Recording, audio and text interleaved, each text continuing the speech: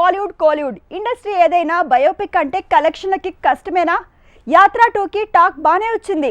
వసూళ్ల సందడే మిస్ అవుతోంది. మహానటి లాంటి అరుదైన అద్భుతాలని వదిలేస్తే బేసిక్గా బయోపిక్స్ అంటే బాక్స్ ఆఫీసులో వసూళ్ల ట్రాక్ తప్పుతాయా? టేకెలు యాత్ర 2కి థియేటర్స్ లో టాక్ కిక్ ఇచ్చింది, కానీ వసూళ్ల కిక్కే మిస్ అయింది. దీంతో మరోసారి తెలుగైనా, తమిళైనా, హిందీ అయినా ఇలా ఎక్కడైనా బయోపిక్ కి లక్క కలిసి రావటం కష్టమే అని తేలింది. మహానటిలా బ్లాక్ బస్టర్ అయ్యే సీన్ మాత్రం ఎప్పుడో పుష్కరానికోసారి జరిగే అద్భుతంగానే మారింది. బాలీవుడ్ లో సంజయ్ దత్ బయోపిక్ సంజు హిట్ అయినా ఓ రేంజ్ లో దుమ్ము దులిపిందనలేం.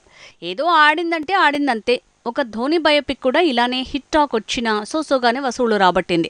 మొత్తంగా బయోపిక్ అంటేనే ఓ రిస్కీ ఎక్స్పెరిమెంట్ అనేస్తున్నారు. టాలీవుడ్ లెజెండ్ ఎన్టీఆర్ బయోపికే 2 భాగాలు తీస్తే కనీసం ఒక్క భాగం కూడా ఆడలేదు. వసూళ్ల వరద రాలేదు. దీంతో ఎంత పెద్ద సినిమా స్టార్ అయినా, పొలిటీషియన్ అయినా, ప్లేయర్ అయినా వాళ్ల బయోపిక్ తీస్తే వసూళ్ల వర్షం రావటం చాలా అరుదని తేలిపోయింది. కోలీవుడ్ లో కంగనా రనౌత్ రిస్క్ చేసి మరీ తమిళనాడు దివంగత నాయకురాలు జయలలిత బయోపిక్ చేసింది.